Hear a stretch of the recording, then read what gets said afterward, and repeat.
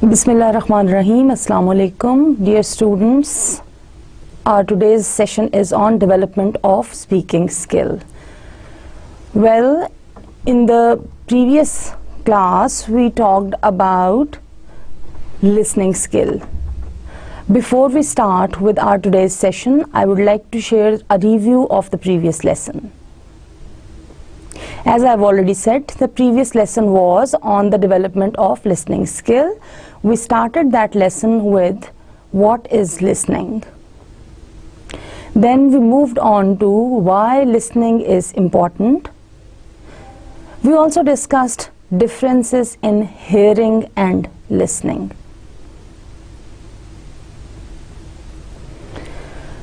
To recapitulate a few of important learning points of the previous lesson, I would share this diagram again. Here you can see that 70% of our time when we are awake is spent in communication. Out of that 70% time, maximum of the time, that is 45% of time, given to listening skills. From the rest of the time that is devoted to communication, 30% goes for speaking, 16% for reading, and 8% or 9% for writing. In our session on listening skills, we also shared perspectives on listening. We talked about human aspects of listening. We shared the human aspects of listening, which include how we interact with the person who is speaking, how we pay attention, etc. We also discussed the language aspects of listening, discussing different linguistic contexts, providing you pictures and contexts in which different listening needs were shown. I discussed with you that every listening situation has a different context. In different listening contexts, we need different supports, whereas certain helps or benefits are associated with different listening situations. Then we also discussed difficulties in listening. Finally, I talked about listening strategies, and I shared with you how intensive and extensive listening can be used in different situations. In that lesson, I also shared with you the purposes of listening. Basically, we listen to obtain information, we listen to understand, we listen to learn, and we listen for enjoyment. I also shared some of the listening difficulties that we face in general context, especially when it comes to the listening of a foreign language. In our case, listening to something that is said in English bears certain difficulties. I discussed those as well. As I have already said, I discussed extensive and intensive listening with you, discussing these strategies of listening. I shared with you that extensive listening is a kind of listening that is used when we are listening to something in a relaxed way, when we are not concentrating on every word, and when we are listening for sheer pleasure. In comparison to that, intensive listening is used as a practice most of the times in modern classrooms, where the students try to have a grasp over what are the main points that the teacher or the instructor is talking about. It is to pick up main points, to know the key factors or elements that are talked about. With this, I would take you on to today's lesson. Before we start the lesson, I would share a preview of today's lesson. Today, as I have already said, we talk about speaking skills. Today, as I have already said, we'd talk about speaking skills. I would give you an introduction to speaking. We'll discuss what is speaking skill, why is it important. Then we would move on to general misconceptions about speaking. We would also share hindrances in learning good speaking skill. I would also talk about a few of the problems that we face when we are speaking a foreign language. In the Pakistani context, speaking English as a foreign language would be discussed. The issues generally students face or learners of English as a second language or a foreign language face when they speak in English would be talked about. With this, I would move on to the interrelationship between speaking and listening. Then I would talk about components of speech. I would discuss them one by one, giving you examples. Finally, we would share a few factors that affect oral delivery. In this case, we would talk about pitch, speech rate, volume, vocal quality, and pronunciation. Dear students, speaking skill is very extensive in its nature. It involves a lot. It has different types or kinds as well. So the sessions, so we would have 2 sessions on development of speaking skill. The first lesson, as I have just now shared the preview of the lesson with you, would be about the basic elements that are a part of speaking skill or issues related to the use of English as a language when it comes to speaking English as a foreign language. We will talk about hindrances, problems, misconceptions related to all this. This is more about everyday speaking, everyday conversations that we have with people. The next session that we would have on the development of speaking skills would be more of a formal nature of speaking, that would be about public speaking or about speaking when you use it as a skill for making your presentations in formal situations in a classroom, etc. So, coming towards the introduction to speaking skill, I would say this is one of the most desired communication skill. It is also one of the most frequently used communication skill. Most frequently used communication skill means here when we consciously use it in our everyday life context. However, I would like to share that this is one of the most taken for granted communication skill as well. We, as a matter of fact, when join this world, apart from that initial year of listening, where you see nature gives us a chance to use our ears to be tuned to the input of language, we start speaking. Actually, speaking starts with babbling and going and then uttering single words, then moving on to phrases. Then there's a shift from these short phrases to long phrases, then sentences, and then we speak non-stop. And let me share the reality with you. If you're a teacher, then you never stop speaking. And the poor students, of course, have to bear with. They have to listen to. Anyways, I hope that improves the listening skills of the students. Well, that was on a lighter note.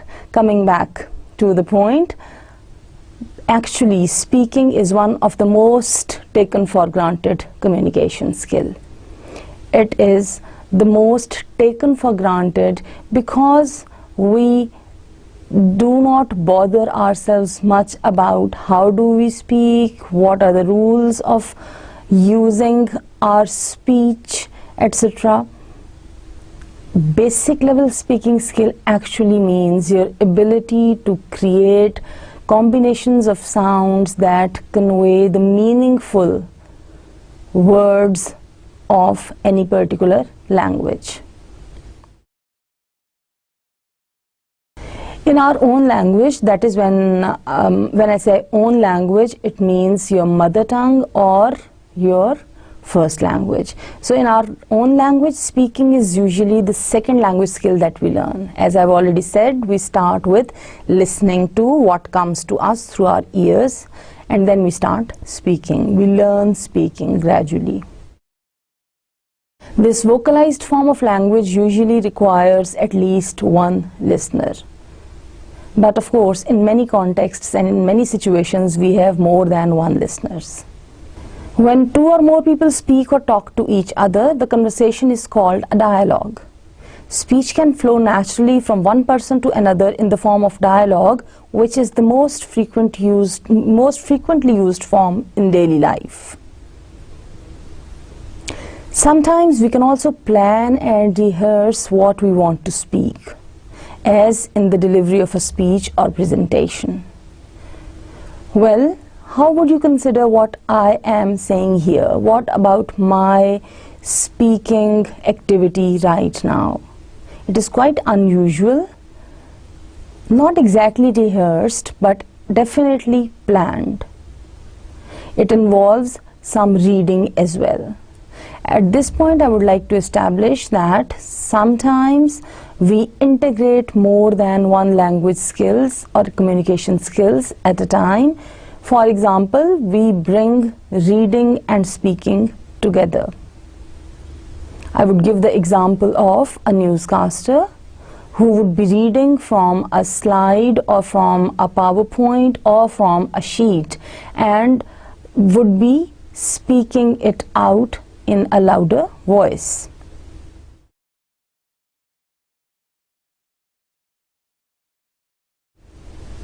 Here I am going to share a definition of speaking.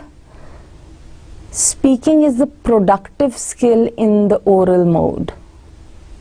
Two parts are important in this sentence. Number one, it is a productive skill. Number two, in the oral mode. So far we have already established the second point, that it is an oral mode which involves using your organs that are used to create voices or sounds.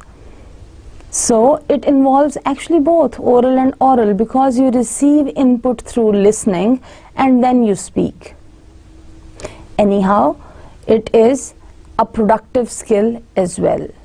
Why it is called a productive skill or an active skill? Because this involves production or creativity or creation on the part of the user. If you compare it with listening, in comparison to speaking, in general, listening is considered to be a receptive skill, or sometimes it is called a passive skill. Though I personally believe listening is not a passive skill, it is an active skill equally, because it involves a lot of interpretation on the part of the listener. However, speaking in comparison to listening undoubtedly is a productive and active skill, where the user of this communication skill produces or creates language. It, like the other skills, is more complicated than it seems at first and involves more than just pronouncing words. So the point I want to establish is that speaking is not only pronouncing words. Speaking involves a lot. It involves pronouncing words plus pronouncing combinations of words, that is phrases or clauses or sentences. It also involves creating and pronouncing these words or phrases or sentences appropriately. Appropriately where? Appropriately in the context where they are to be spoken. Talking about the importance of speaking skill, I would say consider for a while how much of you communicate through this skill in a day. I would say not much of a common person's everyday life has communication practices that involve reading or writing. Most of communication takes place in everyday life through listening and speaking. In fact, most of the times listening and speaking go hand in hand. Think for a while, if you don't have this skill, what would you do? How much you would be able to communicate? And more importantly, how much of your communication would be effective? So, speaking skill adds to the effectiveness, to the efficiency, to the spontaneity, and to the ease of communication. Thus, I would conclude speaking skill is very crucial to human interaction. Dear students, one of the biggest hindrances in learning speaking efficiently or effectively is failing to recognize that speaking is an acquired skill. When I say it is an acquired skill, it means it can be learned, and it can be learned with a conscious effort. Actually, effective speakers learn how to speak. We can learn it as we learn other skills. I would like to share the example of driving. I'm sure many of you know how to drive. And those who do not know how to drive, they would have seen others driving, definitely. Well, let us suppose for a while, for a minute, that you do not know how to drive, and I am your instructor who is teaching you how to drive. To teach you how to drive, what I can do is I would give you a set of instructions where I would tell you how to use different tools or skills to do driving. Let's say I give you this much of information on it. Well, dear students, if you want to learn how to drive, what you need to do is you need to turn your car on. Once it is switched on, you need to put your foot on the clutch, and you would put your car into the first gear. Once your car is in the first gear, I would like you to gradually and slowly release the clutch and put some pressure on the accelerator. As you would put some pressure on the accelerator, your car would start moving. As it reaches the speed of 20, you need to repeat the process again. You would again put some pressure on the clutch. You would turn your gear from the first to the second gear. Once the gear is switched to the second gear, you again need to put some pressure on the accelerator. The more you would put pressure on the accelerator, the more the car would gather speed. As it reaches the speed of 40 to 50, you again need to repeat the process for putting it into the third gear. Okay, if this is a set of instructions that I give to you, are you able to drive with this set of instructions? I'm sure you would say no. The question is, then how would you learn to drive? And the answer is very simple. You would learn to drive through practice. You need to have some practice in driving if you want to drive. My dear students, when you would start learning driving, of course, you would face a lot of hindrances and a lot of problems. Suddenly your car would stop, it would bump against things, walls, I hope not against people. When you would be passing over a speed breaker, what would happen? It would give you a jumpy ride, of course. But gradually and slowly through practice, you would learn how to drive and your driving would become smooth. Same is the case with speaking. Because, as I said, speaking is a skill, and because every skill can be learned through practice, speaking can also be learned through practice. The more you have the practice to speak, the more you would be able to speak. Right now, I am speaking to you through a certain mode, that is a recorded mode. The recording is being done with a camera. Well, when these recordings were started, I was a bit conscious about it because I did not have much practice of speaking in front of a camera. Now, I'm gradually and slowly becoming more friendly with the camera. I'm learning through practice how to speak in front of camera. What does this imply? This implies that speaking is a skill and we learn to speak in different ways, in different contexts, using our different types of speaking skills in various ways. All it needs is practice. It is something very natural then that when you learn speaking, especially when it comes to learning a second language or a foreign language, you would come across problems. However, you can overcome these hindrances with your practice. Dear students, when it comes to speaking a foreign language, at the outset, let me make it clear that there should not be expectations about having a native-like speech. Difference in accent and pronunciation is also acceptable. Errors are okay. Why errors are okay? Because errors are a sign of learning. Errors show that the learner is struggling with learning a language or with learning a particular skill in a language. Also, perfect grammar is not expected. Dear students, speaking is probably the language skill that most of the foreign language learners wish to perfect as soon as possible. But this often proves to be the most difficult to master.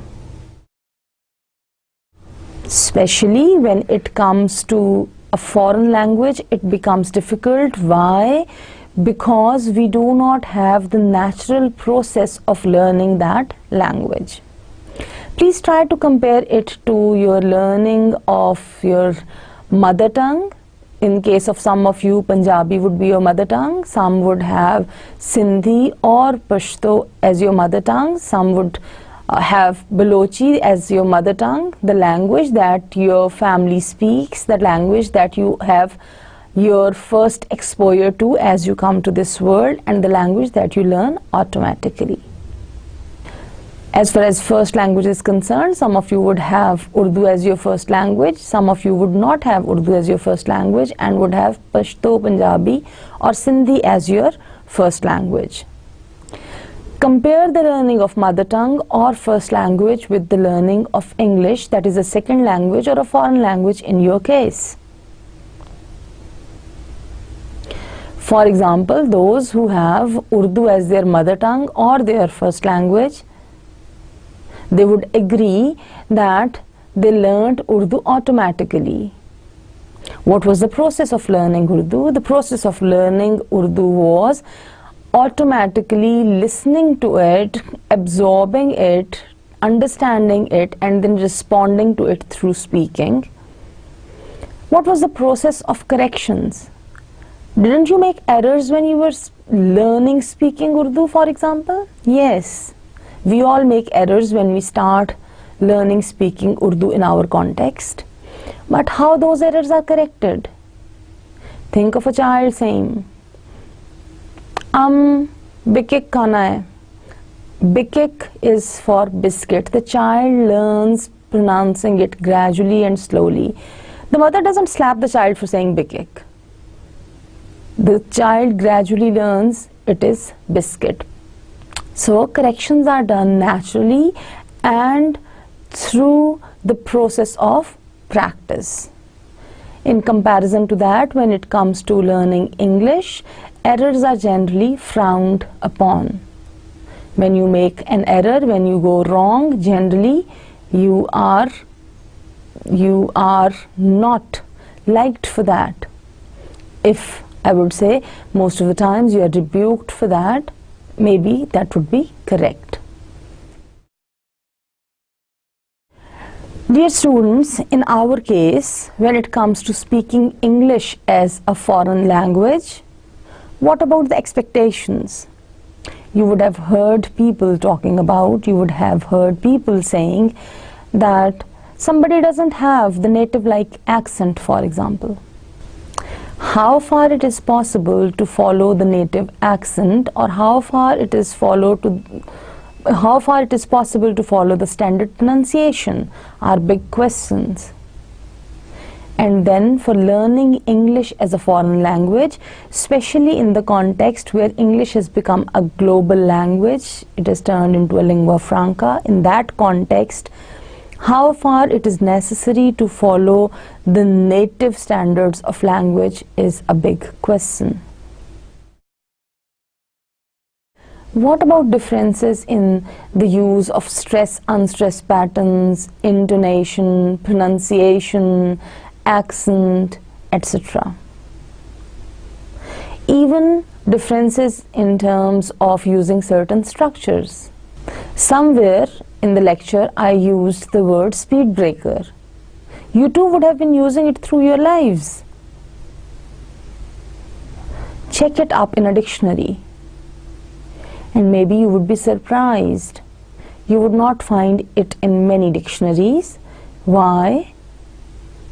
This is a construct that is used in the subcontinent or in South Asia. Maybe you would find a word bump for that.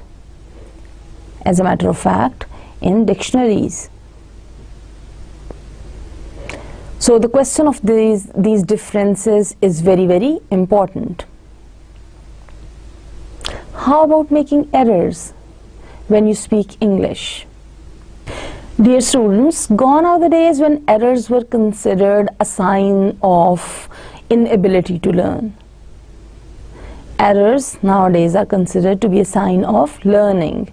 When you make errors in using any of the skill of related to a language, actually the errors show that you as a learner are struggling to learn that language or that particular skill of language.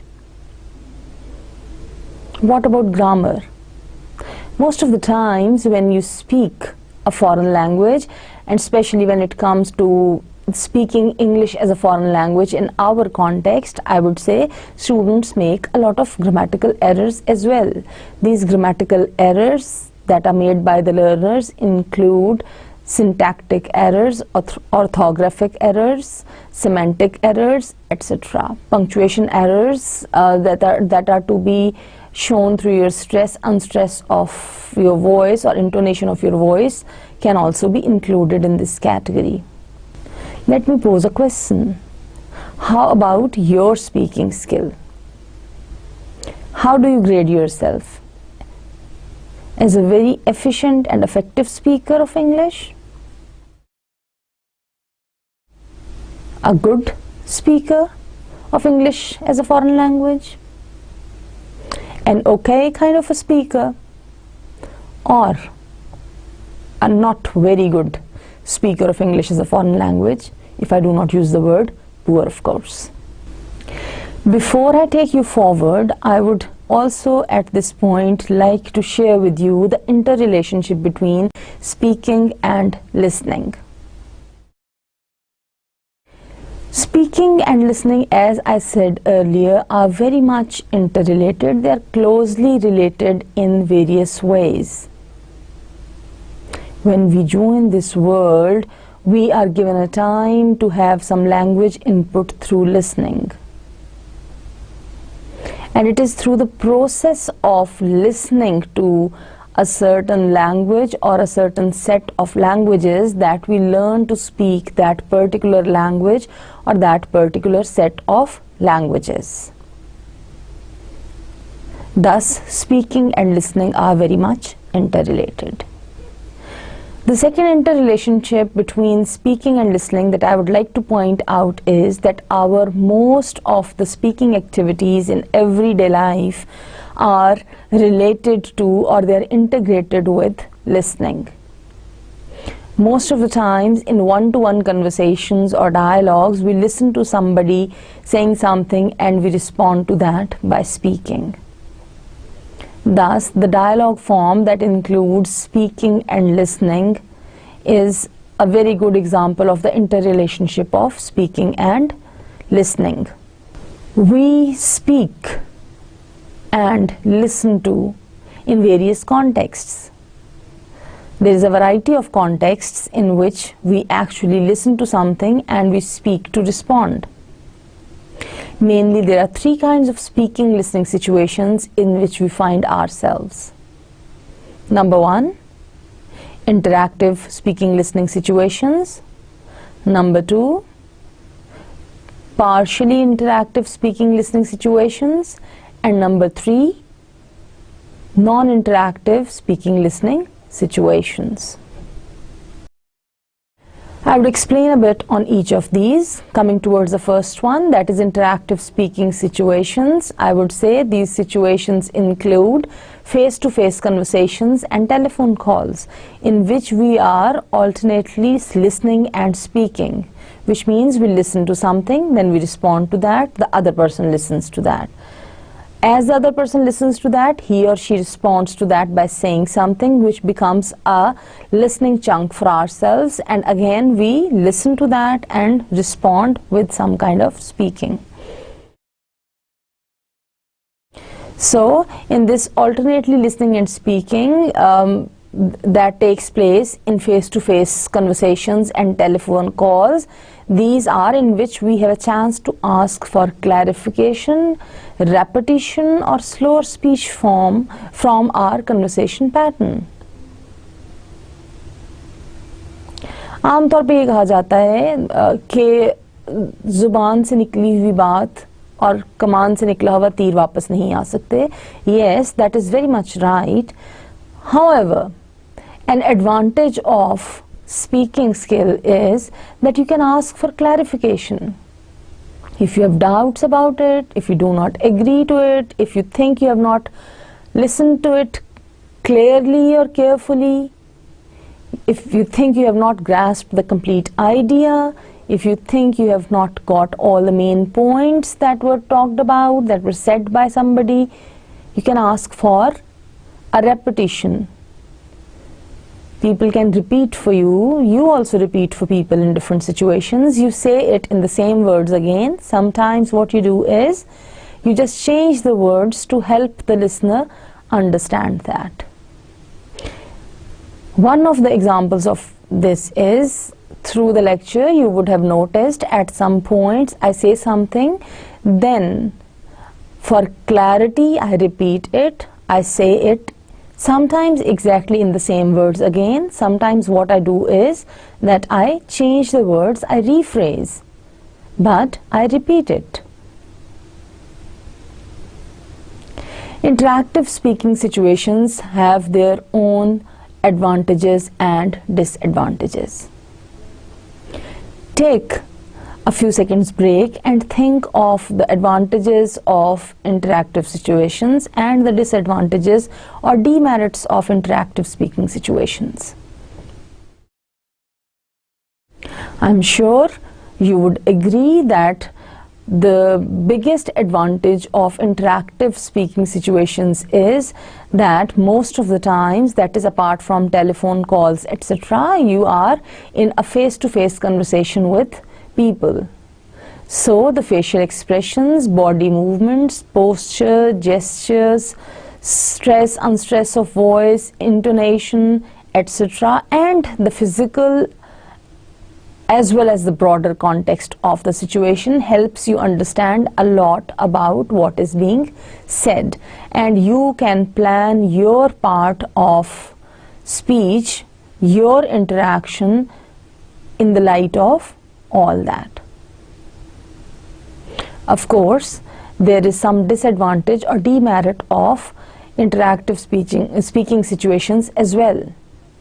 What is the demerit? The demerit is that in interactive speaking situations, most of the times you have to be spontaneous. You do not get much time to think about what you would say. As you listen to the other person, you plan what you would say. So actually your speech depends most of the times and largely on what the other person would say or what you would listen to. It restricts, number one, it restricts your freedom to what you would say. Number two, it needs more consciousness and cautiousness to what you receive as a listener and how you respond to that. And finally, it asks for more appropriate, accurate, and spontaneous response immediately given in that context. With this, I would move on to the second type of speaking situations. Some speaking situations are partially interactive. These partially interactive situations are such as when giving a speech to a live audience, where the convention is that the audience does not interrupt the speech. So if you are addressing a congregation, if you are addressing or delivering a speech to a group of people or to audience, or even if as a student you are making a presentation in the classroom, the speaker nevertheless can see the audience and judge from the expressions on their faces and body language whether or not he or she is being understood. So, dear students, these partially interactive speaking situations have their own advantages and disadvantages. The advantage, of course, is that you can see and judge from the expressions on the faces of the people. You can also notice their body language, their gestures. The gestures and body language would give you clues about whether they understand what you are talking about or not. But this kind of partial interactive speaking activities, of course, have some hindrances, obstacles, or problems.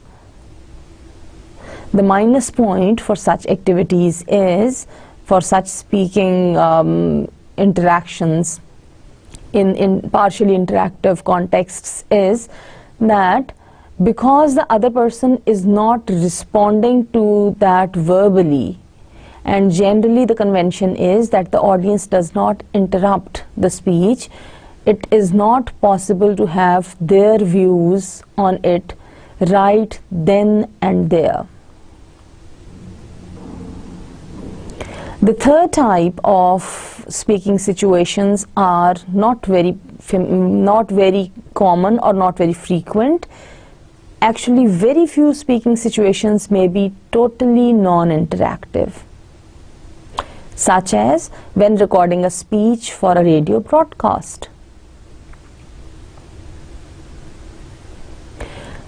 How would you respond to when I pose the question, what can be the hindrances that I face as an instructor or as a teacher when I come to get my lectures recorded? Well, you would agree that this is a distance learning program where you are given audio-video recorded lectures with PowerPoint slides incorporated with them. In this context, the advantage for me is that you can see me, you can also listen to me. You listen to me with the help of the additional aid that is provided by written material on the slides as you are shown along. But what about me? It is a totally non-interactive situation for me that is quite different from everyday life situations of speaking. I find sometimes it very difficult to speak to the camera. As a teacher, I am in a habit of cracking jokes, sharing a lot of examples from personal life, daily life, to explain ideas about language. As a linguist, I also am in a habit of picking up examples from my surroundings and sharing, exploring, and discussing them with the students in a classroom. Here, I find it as a restriction for myself, and I find myself handicapped because in this totally non-interactive situation, I do not know how you are responding to what I say. I am even not sure whether you understand what I say or not. Maybe some of you would find it very easy to understand, for others it would be slightly difficult. In these totally non-interactive situations, since the audience or the listeners are not known, we have to keep ourselves to the basics or we have to keep ourselves stick to the general rules. And what are those general rules? The general rules of the language needs of the audience, or the expectations of the imagined audience, I would say. My dear students, with this I move on to the components of speech. I'm going to discuss basic 6 elements that are involved. So what are those 6 elements that are the basic components of any speech act or any speech activity? Number 1, a transmitter. Who is the transmitter? A speaker. Number 2, channels. What are the channels? Senses through which you receive the message. That is speech, hearing, seeing, etc. Number 3, message. That is what the speaker says. That can be the speaker's topic. Fourthly, the receiver. Who is the receiver in case of a speaking activity? Of course, the audience. The audience can be one person or more than one. The next element is noise. Internal and external factors that affect message reception by audience, for example, traffic noise, noise of people who are working around, etc. Sometimes the noise is created by you yourself in form of interruptions, for example, the cough. Finally, the last component that I would like to point out is feedback. What is feedback in a speaking activity? The feedback is the reaction of the audience. Take a few seconds to think about what are the possibilities of reacting to or giving feedback to what I say right now. Maybe the possibilities are very limited. However, in everyday life, what happens most of the times, as we speak, we get feedback. The feedback comes spontaneous and very quick. It comes through what? It comes through the facial expressions, the gestures, body movements, the look in the eyes, whether there is an eye contact established or not, the nodding heads of the listeners, etc. My dear students, there are different ways of delivering the oral message. You can deliver an oral message in various ways. The general ways of delivering an oral message are extemporaneous or impromptu, that is spoken without advanced preparation. It is prompted by the occasion rather than being planned beforehand or in advance. Of course, I would not place my today's session or right now what I am speaking to you as something that is prompted by the occasion. Yes, partially it is something that is prompted by the occasion, that right now as I am delivering whatsoever comes to my mind in the context of what I am speaking, I incorporate that. However, partially this is a planned session. Whereas in extemporaneous kind of delivery of the oral message, the message is spoken, performed, done or composed with little or no preparation at all. The second way of delivering the oral message is memorization, where you memorize something and you speak it out or you deliver it orally exactly as you have memorized it. Take a minute's time to generate a list of all those situations in which we deliver the oral message by using memorization as a technique. Of course, you would find a few examples, but you would agree that this is not something that we use very commonly or frequently in our daily lives. The third way of delivering the oral message is reading. I have already given you the example of a newscaster, for example, who would be reading from a paper or from a slideshow or from a PowerPoint, etc. Where would you place my session? Whether you would categorize it as a delivery of the oral message through reading or not. I think there cannot be a definitive yes or no answer to that. Partially I read from the slides that I have in front of me, but some part of it goes spontaneous and I discuss, explain or elaborate the points based on those basic points that are written on the slides. My dear students, when it comes to speaking, degree of formality matters a lot. Speaking can be formal or informal. Informal speaking is typically used with family and friends or people you know very well, whereas formal speaking occurs in business or academic situations or when meeting people for the first time. Your language choices, the way you speak, even the rate of your speech, that is how many words you would utter, at what speed, etc., has a lot to do with the degree of formality.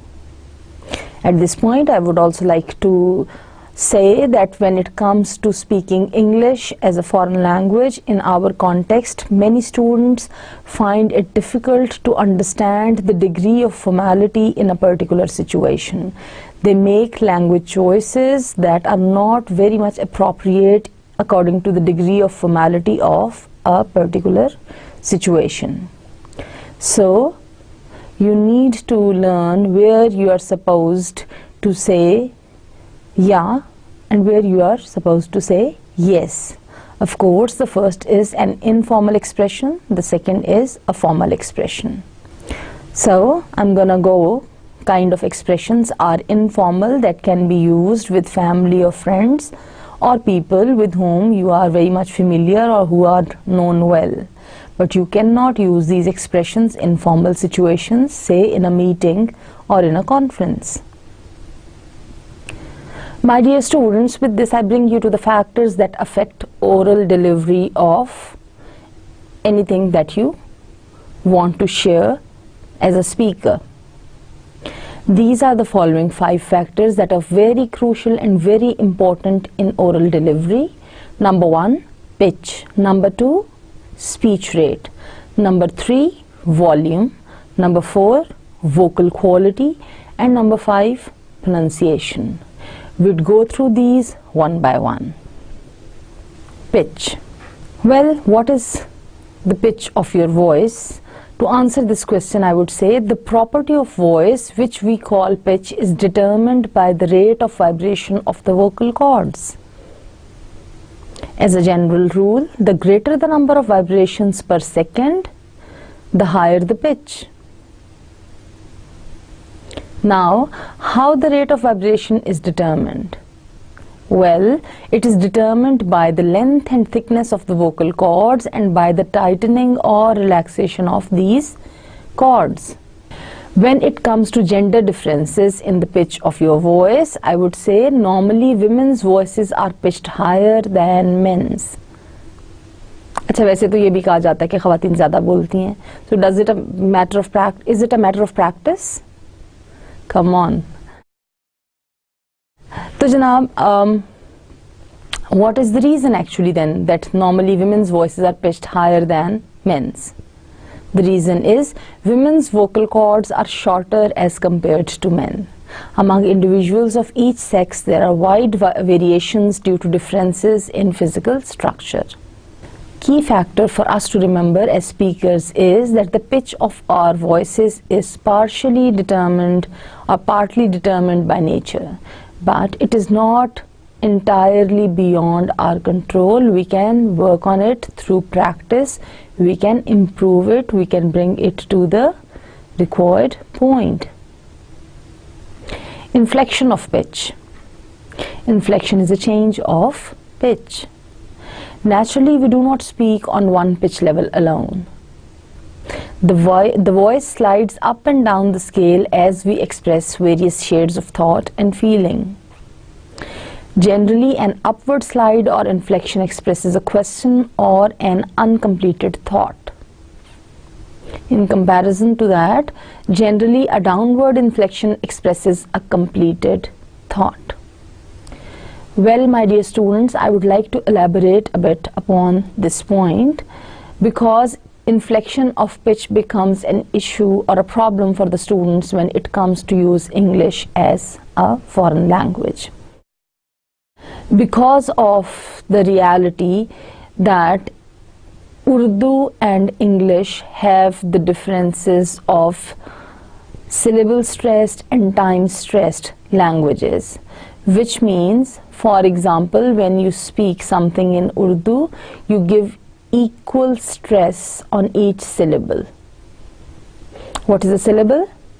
A syllable is a small part of a word. The smallest part of a word that is identifiable is a syllable. So, when you speak something in Urdu or in Punjabi, what you do is you give equal stress on each syllable of the word. For example, ये एक खूबसूरत दिन है. ये एक खूबसूरत दिन है. खूबसूरत. If you notice, खूबसूरत. खूबसूरत. Each syllable of the word is given equal stress. Now, when you say it in English, it's a wonderful day. It's a wonderful day. You would notice in the word wonderful, there are different time spans that are given to, there are different lengths of time period that are given to different syllables. I hope you would agree that most of the times as speakers of English, we find it difficult to speak by giving different time or stress on different syllables when it comes to the use of English. It also generates difficulty for us as listeners of English as a foreign language. Do you agree with me that most of us, when listen to any English movie or program on television, we turn the volume a bit higher? Why? For the simple reason, we find it difficult to catch the stress-unstress patterns, and we find it difficult to catch the pitch. The inflection of the pitch, that is, as it goes up and comes down, we find it difficult for ourselves to understand, because we are not used to that as speakers or listeners of Urdu or any of our native languages. Inflection of pitch, however, my dear students, is something very important when it comes to the speaking skill. If somebody's voice never rises or falls and he or she does not create a variety in the pitch, rather he or she drones on and on in the same monotone, the listener very soon loses interest in what he or she is saying. Does this remind you of some teachers in your classrooms who would speak everything on the same pitch? The voice that holds your attention conveys emotion and interest by change of pitch or inflection.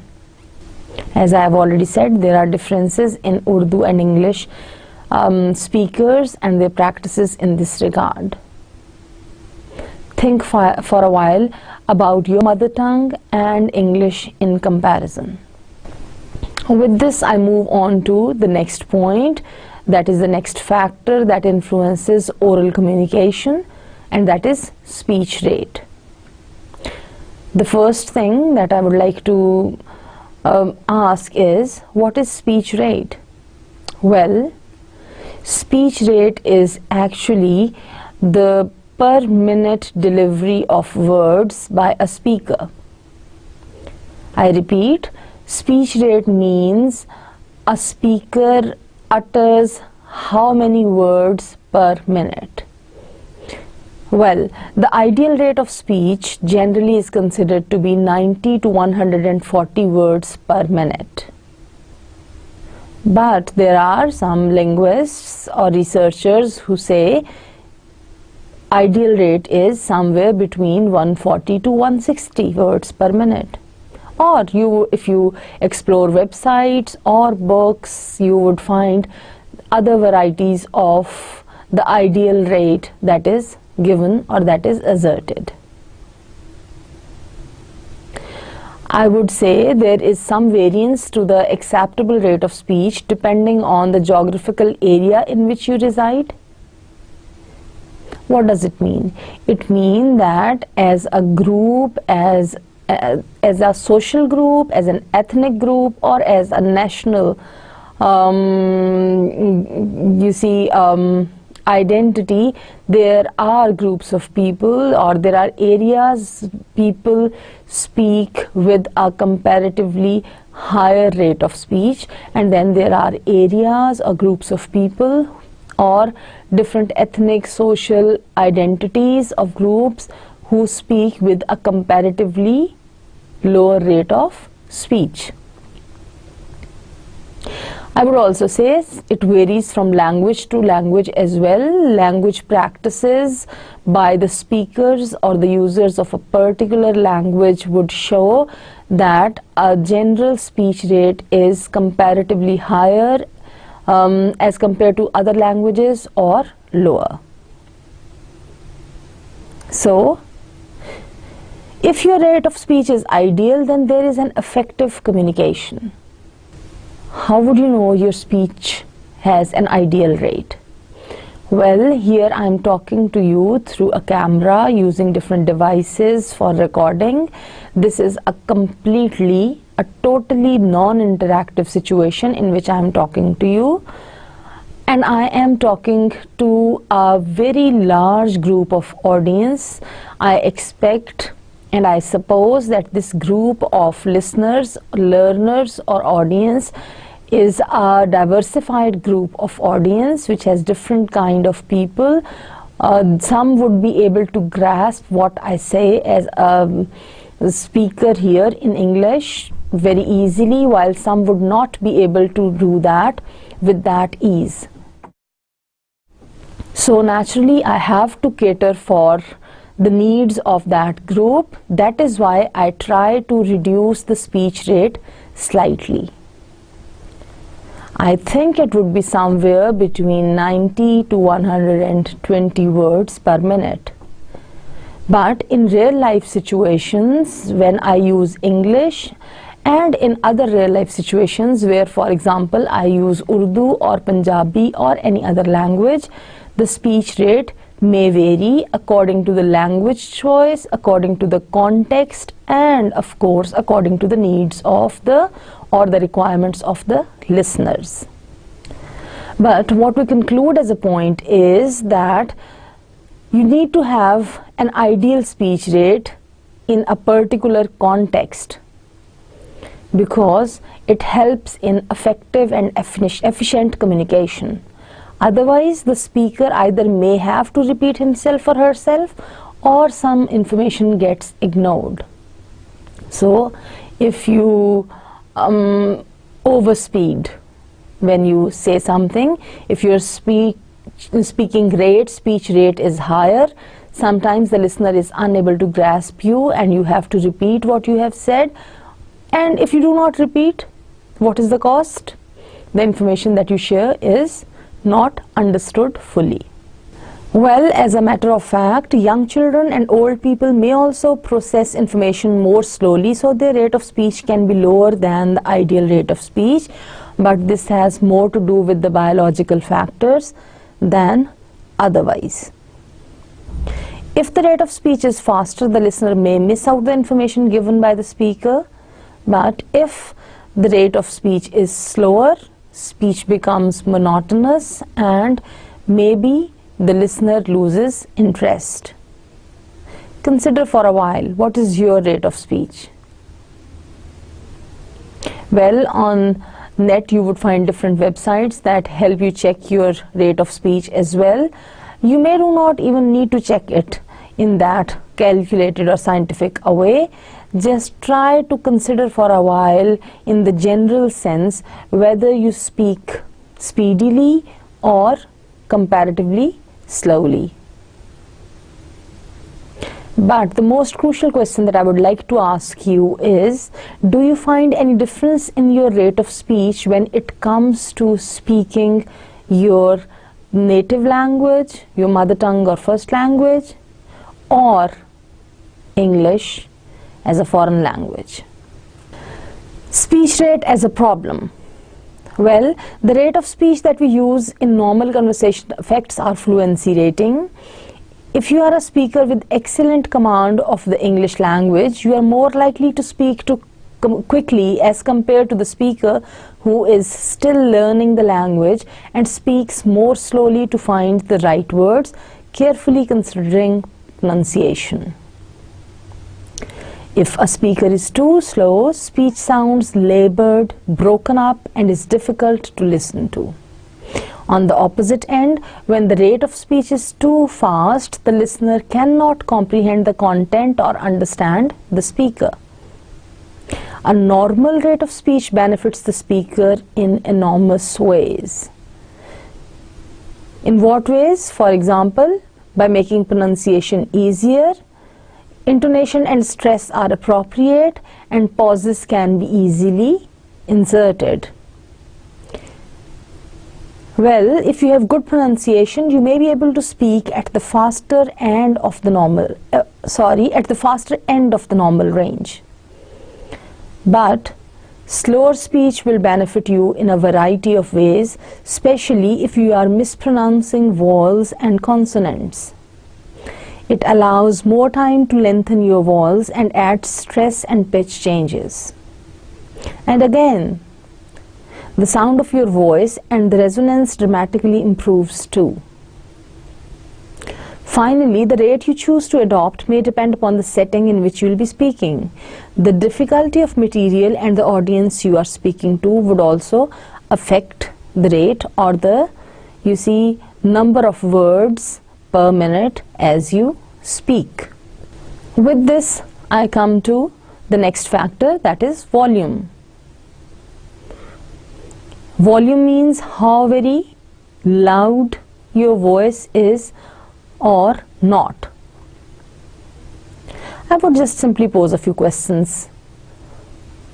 Do you ever struggle to make yourself heard? Do people ask you to repeat yourself? How can volume affect your speech? Take a few moments to think about your personal speaking activities and experiences. Does volume affect your speech?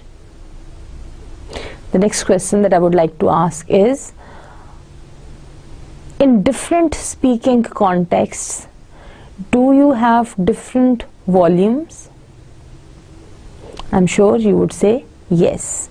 The more you're conscious about that, the more your oral communication is effective. Vocal quality.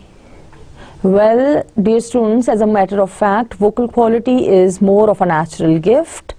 It plays an important role in communicating emotions, mood, and attitude, etc. However, with some consciousness and practice, vocal quality can be made better. Finally, I come to the factor that I think influences any oral activity a lot, especially when it comes to a foreign language or English as an international language. At the outset of this, I would like to define pronunciation. Pronunciation is the ability to use the correct stress, rhythm, and intonation of a word in a spoken discourse. A word can be spoken in different ways by different individuals or groups.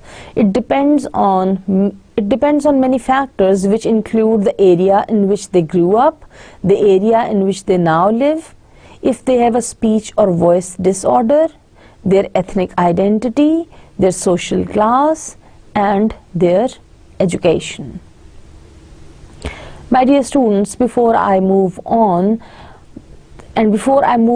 towards the conclusion of today's session, I would give a few minutes to discussion on this very point or this very factor, that is pronunciation. When it comes to the pronunciation of English, well, Pakistani learners of English face a lot of problems. The first question arises whether the pronunciation of Pakistani speakers of English or the Pakistani learners of English should be according to the standard native English pronunciation or not. Instead of giving a definitive answer, I would simply say we live in a different context. We as Pakistanis have a different fund or repertoire of language, which includes a variety of languages from Urdu to a wide range of Sindhi, Punjabi, Balochi, Kashmiri, Baltistani, etc. In this context, then, expecting from a Pakistani learner, speaker or user of English to pronounce words according to the standard RP pronunciation would not be fair, maybe. Then what to do with our pronunciation? Well, I would like to share a couple of things. Let me give you an example.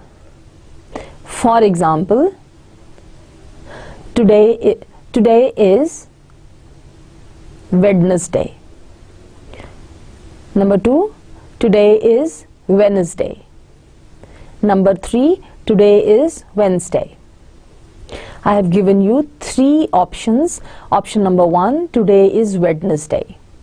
The second pronunciation for this that I have used is today is Wednesday.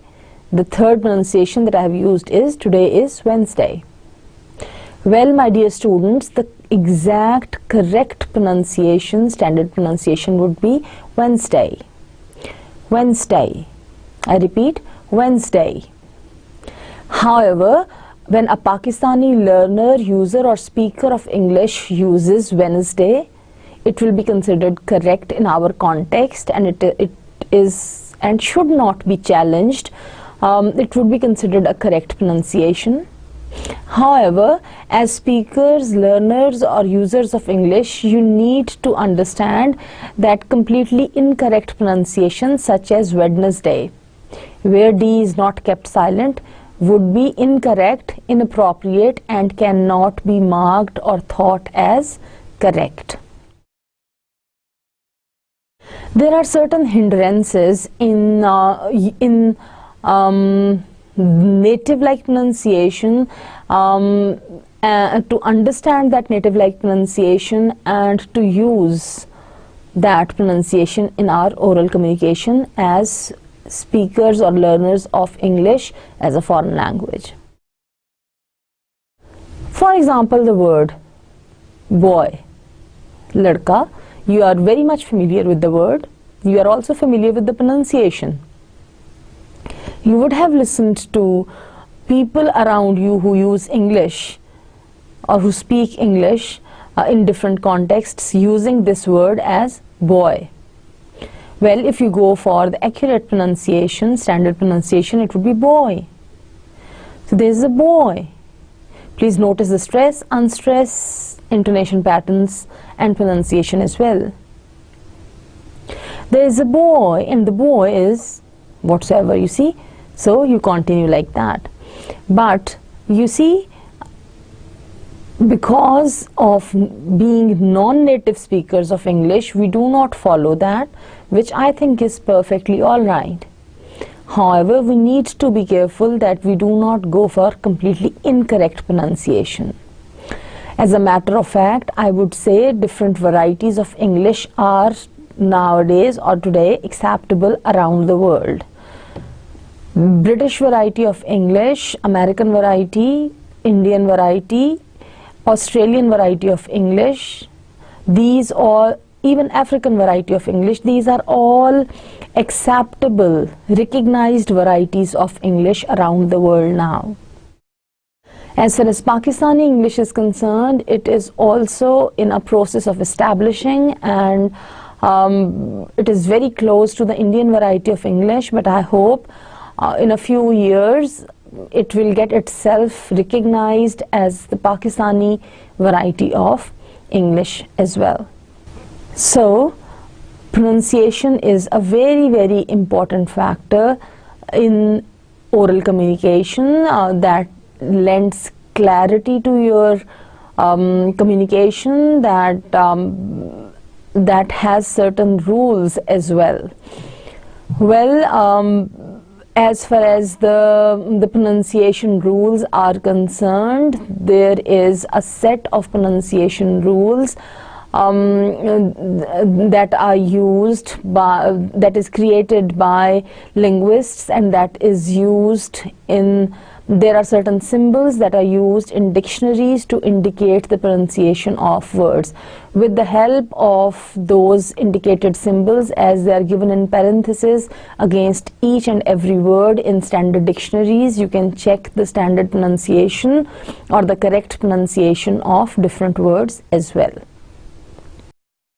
So we have talked about pronunciation in a foreign language, in our case pronunciation in English as a foreign language or as an international language. I have also addressed the issues related to correct pronunciation. The suggestion that I would give for you to check your pronunciation is, if you want to check the pronunciation of a certain word, you can look it up in the dictionary, and in parentheses against a word, correct pronunciation is given, the standard pronunciation is given. To improve your pronunciation, to improve your overall speaking skills in a foreign language, in our case in English, you can listen to such media programs, television programs, especially sometimes films, movies, dramas, news, etc., that help you learn automatically with comparatively far lesser effort how to pronounce certain words and how to generate your sentences and utterances in your spoken discourse. With this, we come to the end of today's session. Here is the summary of the lesson. We started with introduction to speaking skill. We discussed what is speaking skill, why it is important. I also talked about general misconceptions about speaking and hindrances in learning good speaking skill. With this, I moved on to speaking a foreign language, especially speaking English as a foreign language in Pakistani context. I tried to establish the interrelationship between speaking and listening. Then I discussed the components of speech, which included the speaker, the receiver, that is the sender, and the receiver, that is the speaker and the listener, then the message itself, then the hindrances that come in the way, such as noise, etc., and the channels through which we send the spoken message. Finally, we discussed factors that affect oral delivery, which included pitch, speech rate, volume, vocal quality, and pronunciation. I hope the lesson would have added some clarity to your knowledge about the importance of speaking skill, as well as some crucial points that one needs to keep in mind for the improvement of his or her speaking skills. Particularly when it comes to speaking in English, that is of course not our own language, but has a great significance attached to it as an international language. With this, I close today's lesson. Thank you very much.